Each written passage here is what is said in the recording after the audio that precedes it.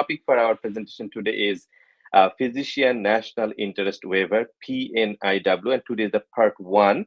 Because again, it's a long topic, and I'm going to I made it two different parts. So today's part one, and next Monday it will be part two. So please join us next Monday to learn about Physician National Interest Waiver part two. And again, we primarily broadcast in YouTube, but at the same time, we are also doing broadcast in LinkedIn and Facebook, and also the audio version is going to be available in Spotify and Apple podcast as an audio version. So even though I'm sharing my PowerPoint in video, but you are not going to miss anything. Everything that I show in PowerPoint, I will tell that, so our audio listeners will not miss anything. So without further delay, let's go to the second slide. All right. So my first question is who this presentation is for. Since Physician National Interest Waiver, I made it 2 episodes. Today's part 1. So who is this part 1 for? And then who will the first part 2 for in the next Monday? So today, so let me be very specific about this, otherwise you may be confused. So this show is for foreign doctors who already passed USMLE exam, completed residency, and working as physician now in United States under J1, H1B, O1, or similar kind of visas. Meaning, those who are already in America, let's say under J1, H1B, O1, or similar kind of visa, you already have a foreign medical degree, you already passed the USMLE exam, you already completed your residency, and now you're working as a physician in America. This video or this audio is for you. On the other hand, those who are not in America now, those who did not take USMLE exam yet, meaning did not pass yet, you do not have residency completed yet, you are not in America. You are a foreign doctor living in a foreign country and you want to come to America. For you, my part 2 will be broadcasted next Monday. So if you're a foreign doctor living in a foreign country, not in America yet, please join us next Monday. Today is only for the doctors who are already in America and currently working as a physician. I think that distinction is clear. Now I'm going to the next slide. Next slide. Yeah. Okay. All right. So those who are already a licensed physician in the United States, if you want to get green cards, of course, there are multiple options. Top 3 options are EB1. I'm not going to talk about EB1 today. I already have a video. It's called EB1 for STEM professionals. Doctors are also STEM professionals. So you can go and watch that video from our YouTube channel or, listen to audio from our Spotify and other place. So I'm not going to talk about EB1 today. Second common option is regular EB2. Many people call it PERM process. Again, I'm not going to go that detail here about EB2 PERM process. The third option is PNIW, Physician National Interest Waiver. So today we are going to talk about PNIW. So please focus on that part. And if you want to learn more about other two, you can also always go back to our YouTube channel and other place and watch videos. Next slide, please.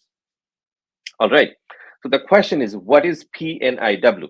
Certain physicians can bypass the PERM labor certification step by applying for a Physician National Interest Waiver, PNIW, if the physician agrees to work or has worked for 5 years in a designated underserved area.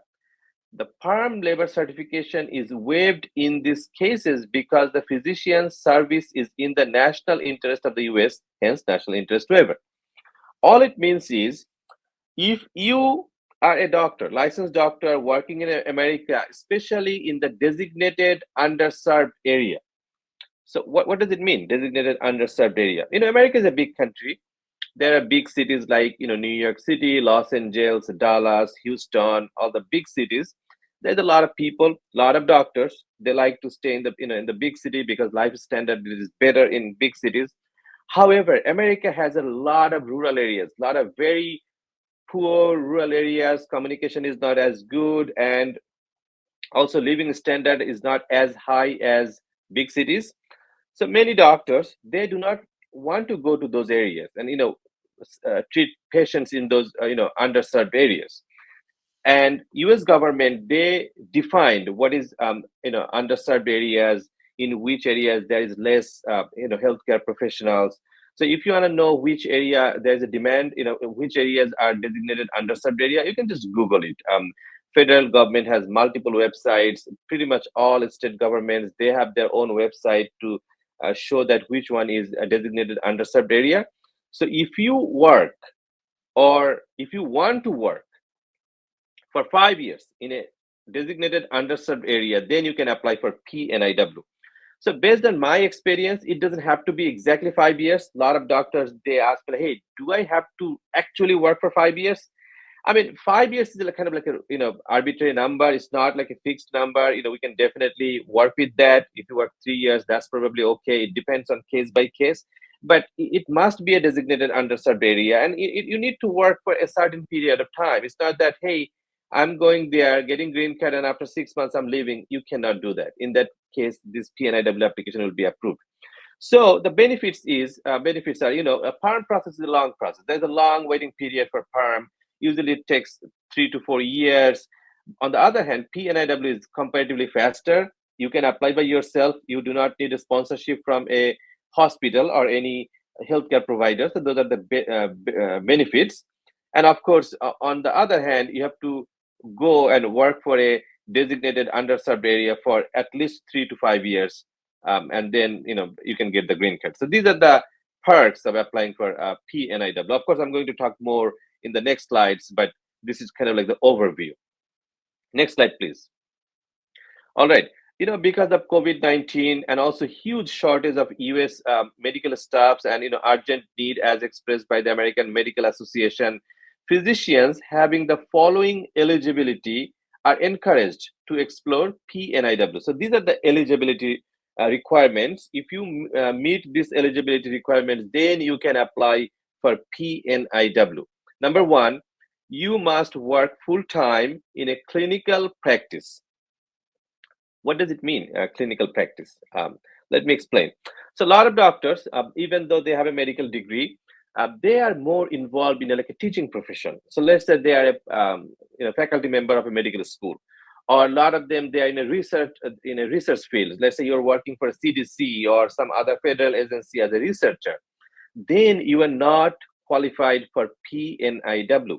You must be a clinical practitioner, meaning you must actually treat patients.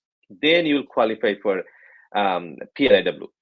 For most physicians, NIW cases, the required period of service is 5 years. As I said, it doesn't have to be 100% 5 years, but it's good to have 5 years. So these are the eligibility requirements. Next slide, please.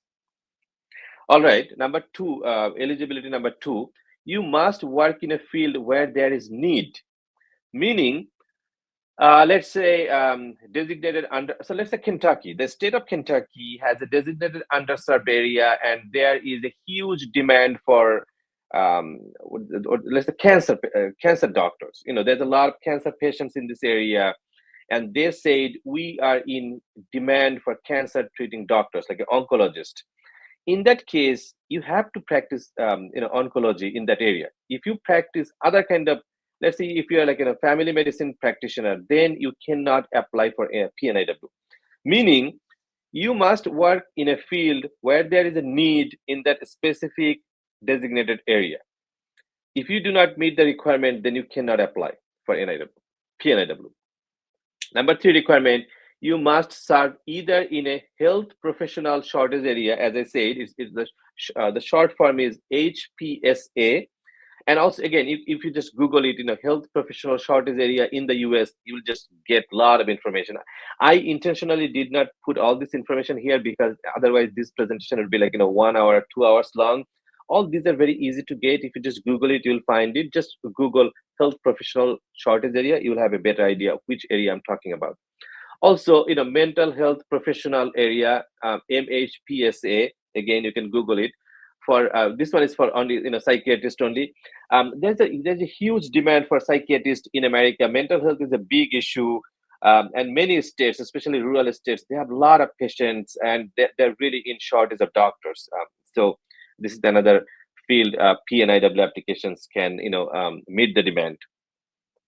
A medically underserved area, as I said, MUA, you can also Google it, you will get the idea, or a veterans affairs facilities, or for specialists in a physician scarcity area, PSA. So veteran affairs facilities is also another thing. I'm pretty sure you already know about these, but let me tell you, a lot of US people, they're in military, and those who are in military because they participated in a war or some other reason, they have a lot of health condition issues. And there's many veteran affairs facilities, meaning veteran hospitals in rural America. So if you can work for a rural hospital veteran affairs facility, then you can also apply for PNIW. So these are the common areas. And again, it doesn't have to be exactly these. It depends on case by case. Sometimes we can figure out some other areas that is not mentioned here, but you can qualify for PNIW. Number fourth, criteria is you must obtain a statement from a federal agency or a state department of health that has knowledge of your qualifications as a physician and that state your work is in the public interest. This statement is known as a attestation. All it means is, you must get a letter from either a federal agency or a state department of health, and they will confirm that yes, you are a licensed physician, you have a medical degree, you have residency, and everything is done, and also you're working for that designated area. It must be confirmed either by a federal agency or a state agency. Without a specific letter from federal agency or a state agency, it's kind of very difficult. Sometimes, because of some challenges, some of our clients, they cannot get this letter from federal agency or state agency. In that case, we say that please get a letter from your supervisor, your boss, your HR, and mention that all these things are mentioned in your employment letter. In that case, it works sometime, but it's not as strong as if you can get a letter from any federal agency or state health agency. So those are the stronger. In case if you cannot get it, don't worry, there are other options, but those are the stronger evidence for PNIW applications. Next slide, please. All right. Now the question is, what are the steps under PNIW? It's very similar like NIW applications. The first one is I-140. The second one is I-485. Again, most of the talks about I-140 and sorry for the interruption. I think you guys can see me. 1 second. Most of the steps are very similar, like regular NIW. But a physician, sorry for the interruption, I got a call. The regular I-140 is pretty similar like regular I-140. I-485 is pretty similar like I-485. Of course, for PNIW, there are some additional evidences, additional information we add, but other than that, it's very straight. Next slide, please. All right, so let me give you some important notes here. And again, I'm talking about North Carolina Office of Rural Health and Communities. It's called NCORH, but it doesn't have to be North Carolina. It can be any state. It can be West Virginia, it can be Kentucky, it can be Maryland, it can be any state. So here I'm just talking about North Carolina as an example. The North Carolina Office of Rural Health and Community, NCORH, conducts periodic monitoring for PNIWs. Of course, the federal, the state agency, they will do the monitoring. They need to do the monitoring. The physician and sponsoring employer are responsible for submitting a statement of service form to the NCORH each year. Wow, yeah, see, it's very strict, and they should be strict, yeah. Each state regional agency has varying reporting requirement, which is true. So whatever the state agency, they have their own requirements, and you have to follow those requirements to make sure that you comply all the employment conditions so that your PNIW application is approved. Next slide, please. All right. It is possible to change work sites for PNIW beneficiaries, but health professional shortage area, HPSA, and NCORH or the applicable state agency must also be notified in writing at least 30 days in advance of the change. Note, an amended I-140 petition may also be recommended. The change should ideally be to another HSPA or MUA. All it means is, let's say you applied for PNIW as an employee for a rural medical facilities in North Carolina, and later you got a better deal, a better employment offer from another rural hospitals in South Carolina. You can definitely transfer it. There is no problem. You can transfer your PNIW application to one hospital to another hospital, one state to another state, one agency to another agency. There is no problem. However, you must notify your original employer that, hey, I'm going to move from one place to another place, and it must be written in at least 30 days in advance. And a amended I-140 application is recommended. However, it's not necessary. I saw some cases where we did not need to submit I-140 petition because the job and the area and everything was pretty similar. So it was kind of like not necessary, but you can definitely do it. It's of course good to submit an amended I-140 application. And the change should ideally be to another HSPA or MU area, meaning where there's a demand and which is a designated area. Next slide, please. All right. When the physician's priority date is current, USCIS will not adjudicate, issue the green card until the physician has proven that they have also completed their 5 years of service under the PNIW. Proof required, W-2s, verification letters, tax returns, pay stubs, etc., showing employer dates, worksite it is. Again, these are not strictly followed. I saw that a lot of physicians, they applied for PNIW, they got it approved within 2 or 3 years, and after that they moved to a big city. That is okay, but ideally, you need to work for at least 2-3 years. The best case is 5 years, and ideally you may need to stay there for 5 years. But sometimes there are some exceptional situations. I saw 2 years. I saw especially one case.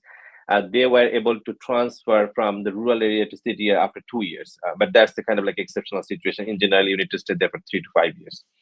Next slide, please. All right. That was our presentation today. So before I summarize, before I conclude our presentation today, let me summarize.